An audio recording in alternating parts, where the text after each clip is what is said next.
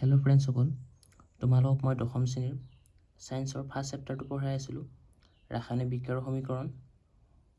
আৰু এই চেপ্টাৰটো সম্পূৰ্ণ বুজোৱা কমপ্লিট হৈ গৈছে। তোমালোকে যদি বাকীকেইটা ভিডিঅ' চোৱা নাই, সেই ভিডিঅ'কেইটা চোৱা, তাৰপিছত ইয়াৰে কুৱেশ্যন এনচাৰখিনি লিখি ল'বা। আজি তোমালোকক অনুশীলনীৰ কমপ্লিট কুৱেশ্যন এনচাৰখিনি দিম আৰু মাজৰ যিবিলাক কুৱেশ্যন হয় সেইবিলাকো দিম। তো ব'লা ভিডিঅ'টো ষ্টাৰ্ট কৰোঁ। ইয়াতে প্ৰথমে দিয়া আছে যে 1 নম্বৰ কুৱেশ্যন, তলৰ বিক্ৰিয়াটোৰ বাবে উক্তিসমূহৰ কোনকেইটা অশুদ্ধ, আমাৰ অশুদ্ধকেইটা উলিয়াব দিছে এই বিক্ৰিয়াটোৰ পৰা চাই।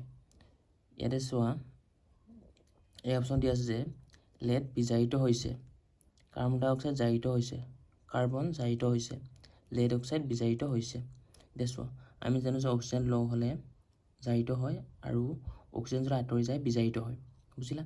এতিয়া চোৱা, আমাৰ অশুদ্ধকেইটাই বাছি ওলাব দিছে। এতিয়া চোৱা, লেড বিজাৰিত হৈছে, আমাৰ লেড বিজাৰিত হোৱা নাই, কি হৈছে লেড অক্সাইড বিজাৰিত হৈছে, সেইবিধ অশুদ্ধ, বুজিলা। নেক্সট কি আছে, কাৰ্বন ডাই অক্সাইড জাৰিত হৈছে, আমাৰ কাৰ্বন ডাই অক্সাইড জাৰিত হোৱা নাই, কাৰ্বনহে জাৰিত হৈছে, কাৰ্বনৰ লগত অক্সিজেন লগ হৈছে, সেইবাবে এইটো অশুদ্ধ, বুজিলা। কাৰ্বন জাৰিত হৈছে, এইটো শুদ্ধ। লেড অক্সাইড বিজাৰিত হৈছে, এই লেড অক্সাইডটো হৈছে বিজাৰিত হৈছে, অক্সিজেন আঁতৰি গৈছে। আমাৰ এতিয়া শুদ্ধ, এই দুটা শুদ্ধ হ'ব আৰু এই দুটা অশুদ্ধ হ'ব। আমাৰ অশুদ্ধকেইটা উলিয়াব দিছে, এ আৰু বি অশুদ্ধ, সেইবাবে আমি এই এনচাৰটো এইটো হ'ব, এইটো লিখিম, বুজিলা। নেক্সট কুৱেশ্যন চোৱা, ওপৰৰ বিক্ৰিয়াটো এটা উদাহৰণ, এই বিক্ৰিয়াটোৰ এটা উদাহৰণ কি বিক্ৰিয়া হয় এইটো চাব দিছে আমাক। আইৰণ অক্সাইড, এলুমিনিয়াম অক্সাইড আৰু আইৰণ।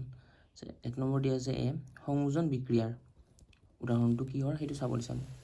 নেক্সট চোৱা, এটা দ্বি অপহৰণ বিক্ৰিয়াৰ, এটা বিয়োজন বিক্ৰিয়াৰ, এটা অপহৰণ বিক্ৰিয়াৰ, এনচাৰটো হ'ব এটা অপহৰণ বিক্ৰিয়া, ডি অপশ্যনটো। কাৰণ তোমালোকে চোৱা, অপহৰণ বিক্ৰিয়া আমি পাইছিলোঁ যে অধিক সক্ৰিয় মৌল এটাই কম সক্ৰিয় মৌলক অপসাৰিত কৰে।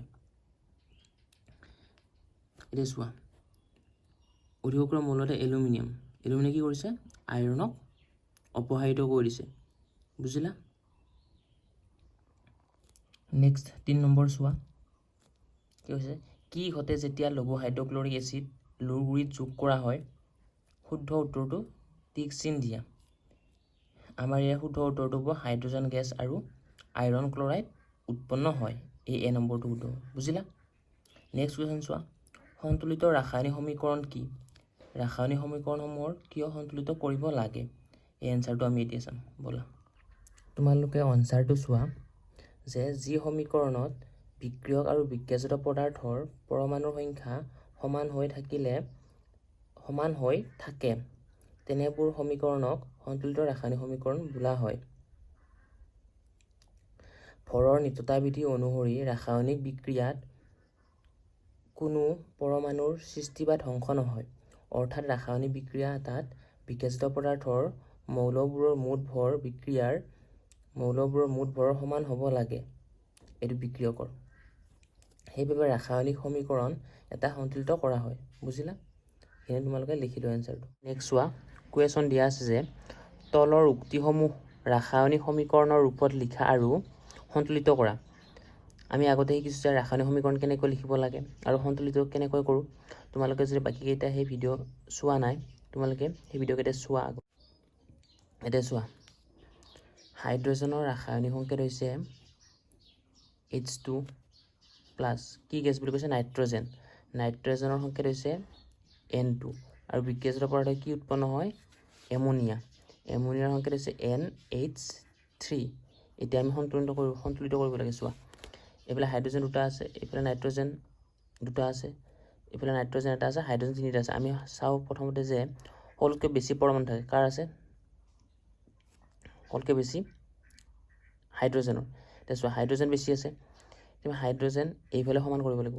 এতিয়া চোৱা, এইফালে হাইড্ৰজেন তিনিটাটো কৰিব নোৱাৰোঁ, আমি হাইড্ৰজেন কেইটা কৰিব লাগিব, 6টা, এইফালে আমি কি দিম, 3, 6টা হাইড্ৰজেন হৈ গ'ল।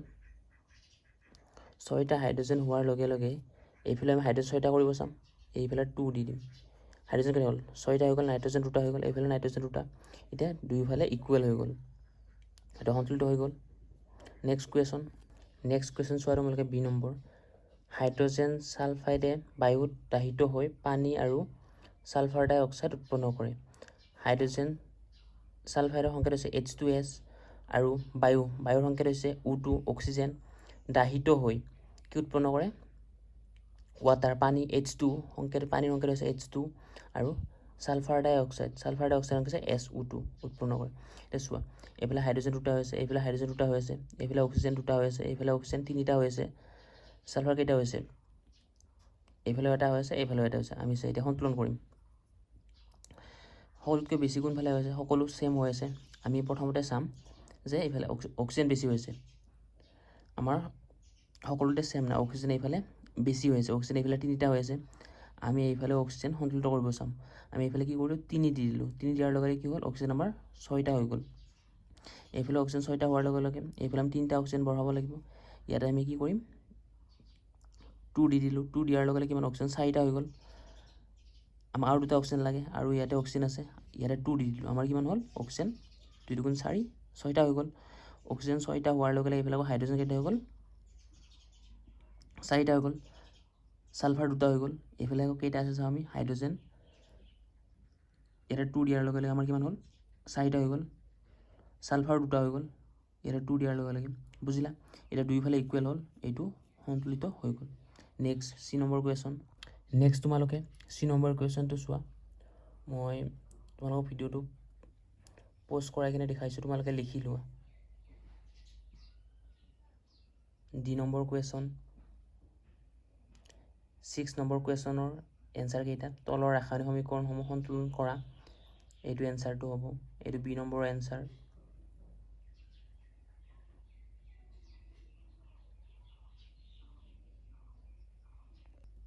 নেক্সট তোমালোকে 7 নম্বৰ কুৱেশ্যনটো চোৱা তলৰ বিক্ৰিয়াবোৰৰ বাবে সন্তুলিত ৰাসায়নিক সমীকৰণবোৰ লিখা ইয়াৰ আমি কি কৰিব দিছে সন্তুলিত ৰাসায়নিক সমীকৰণবোৰ লিখিব দিছে এতিয়া চোৱা প্ৰথম কুৱেশ্যনটো কি আছে কেলছিয়াম হাইড্ৰক্সাইড প্লাছ কাৰ্বন ডাই অক্সাইড আৰু বিকাশৰ পদাৰ্থ কি উৎপন্ন হৈছে কেলছিয়াম কাৰ্বনেট প্লাছ পানী এতিয়া চোৱা এইটো হ'ব এনসাৰটো এইটো 2CaCO3 2H2 নেক্সট কুৱেশ্যনটো চোৱা জিংক প্লাছ সিলভাৰ নাইট্ৰেট বিকাশৰ পৰা zinc nitrate plus silver Zn হ'ব 2Ag হ'ব তাৰপিছত NO3 হ'ব বিকাশৰ পৰা ZnNO3 bracket 2 plus 2Ag2 next কুৱেশ্যনটো তোমালোকে এতিয়া চোৱা সি নম্বৰ কুৱেশ্যনটো এলুমিনিয়াম প্লাছ কপাৰ ক্লৰাইড আৰু বিকাশৰ পৰা এলুমিনিয়াম ক্লৰাইড প্লাছ কপাৰ উৎপন্ন হৈছে এইটো তোমালোকক মই কৈ দেখুৱাই আছোঁ এলুমিনিয়ামৰ সংকেত হৈছে Al প্লাছ কপাৰ ক্লৰাইডৰ সংকেত হৈছে CuCl2 আৰু বিকাশৰ পৰা কি উৎপন্ন হৈছে এলুমিনিয়াম ক্লৰাইডৰ সংকেত হৈছে AlCl3 কি উৎপন্ন হয় কপাৰ Cu এতিয়া সন্তুলন কৰি দিম আমি এইফালে কপাৰ কেইটা হৈছে এটা ক্লোৰিন দুটা হৈ আছে এলুমিনিয়াম এটা এইফালে এলুমিনিয়াম এটা ক্লোৰিন তিনিটা হৈছে আৰু এইফালে কপাৰ এটা হৈ আছে আমি এইফালে ক্লোৰিন বঢ়াম ইয়াত আমি ক্লোৰিন তিনিটা কৰি দিলোঁ দিয়াৰ লগে আমাৰ কেইটা হ'ল ক্লোৰিন 6টা হৈ গ'ল এইফালে ক্লোৰিন কেইটা আছে তিনিটা এইফালে 6টা কৰি দিম চোৱা 3 2 6 ক্লোৰিন 6টা হৈ গ'ল হোৱাৰ লগে এলুমিনিয়াম দুটা হৈ গ'ল এইফালে এলুমিনিয়াম দুটা কৰি দিম হ'ল এইফালে কপাৰ তিনিটা হৈ গ'ল এইফালে কপাৰ তিনিটা কৰি দিম এইটো আমাৰ সন্তুলিত হৈ গ'ল নেক্সট কুৱেশ্যন চোৱা D number barium chloride plus potassium sulphate আৰু বিকাশৰ পৰা barium sulphate plus potassium chloride আৰু এনসাৰটো হ'ব এইটো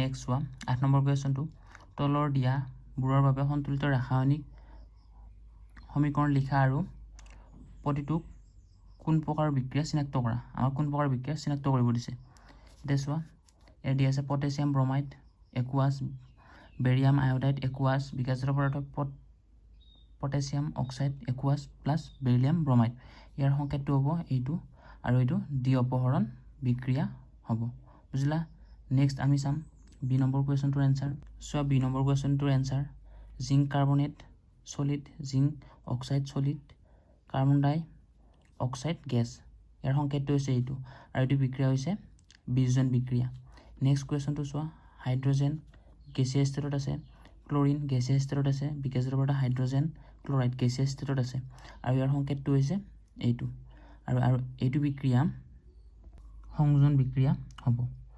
2 নম্বৰ কুৱেশ্যনটো চোৱা, magnesium hydrochloric acid, magnesium chloride, hydrogen.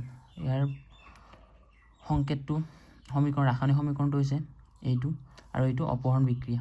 বুজিলা? নেক্সট 9 নম্বৰ কুৱেশ্যন চোৱা, তাপপৰ্জী আৰু তাপগ্ৰাহী বিক্ৰিয়া বুলিলে কি বুজা? উদাহৰণ দিয়া। এনচাৰটো হ'ব এইটো, তোমালোকে পষ্ট কৰি লিখি লোৱা, আৰু উদাহৰণটো এইটো।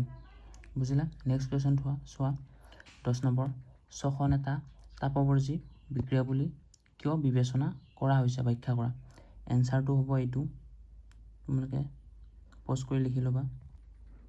নেক্সট 11 নম্বৰ কুৱেশ্যনটোৰ এনচাৰ, যে বিয়োজন বিক্ৰিয়া সংযোজন বিক্ৰিয়াৰ বিপৰীত বোলা হয় কিয়? এইসমূহ বিক্ৰিয়াৰ বাবে সমীকৰণ লিখা। এনচাৰটো হ'ব এইটো,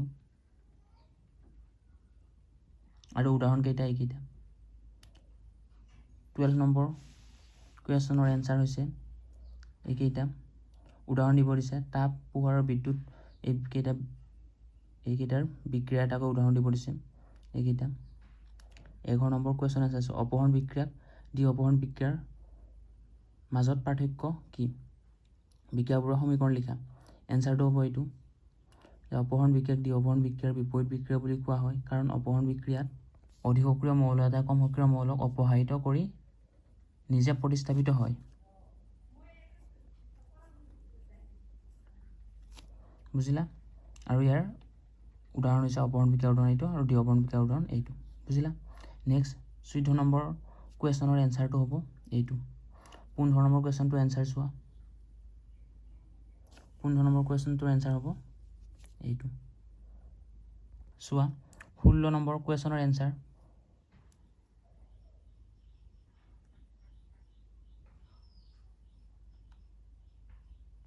এইটো হ'ব 16 নম্বৰৰ এৰ কুৱেশ্যন এনচাৰ, আৰু এইটো বিৰ কুৱেশ্যন এনচাৰ,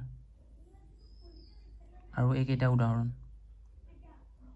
নেক্সট তোমালোকে চোৱা, 18 নম্বৰ কুৱেশ্যন এনচাৰ, 19, 20 এইকেইটাৰ কুৱেশ্যন এনচাৰ হ'ব এইকেইটা। এইটো হৈছে 18 নম্বৰ কুৱেশ্যন এনচাৰ, আৰু এইটো 19 নম্বৰ কুৱেশ্যন এনচাৰ, আৰু এইটো 20 নম্বৰ এৰ কুৱেশ্যন এনচাৰ। এইটো হৈছে 20 নম্বৰ বিৰ কুৱেশ্যন এনচাৰ। আৰু নেক্সট তোমালোকৰ কেইটামান মাজৰ কুৱেশ্যন এনচাৰ, যিকেইটা নেকি ইম্পৰ্টেণ্ট। এইটো মামৰ কাক বোলে, এইটো মাজৰ পৰা উলিয়াই দিয়া কুৱেশ্যন এনচাৰ। এইটো হৈছে মাজৰ পৰা উলিয়াই দিয়া কুৱেশ্যন এনচাৰ, মামৰ ধৰা ৰোধ কৰিবৰ পৰা দুটা উপায় লিখা। এনচাৰটো হ'ব এইটো, এটা মাজৰ পৰা উলিয়াই দিয়া কুৱেশ্যন এনচাৰ, যে কিহৰ ওপৰত ভিত্তি কৰি ৰাসায়নিক বিক্ৰিয়া এটা ঘটিছে নে নাই নিৰ্ণয় কৰিব পাৰি। এইকেইটা দেখিলে আমি ৰাসায়নিক বিক্ৰিয়া এটা ঘটিছে নে নাই নিৰ্ণয় কৰিব পাৰোঁ। এইকেইটাও ইম্পৰ্টেণ্ট, তোমালোকে চাবা। বুজিলা?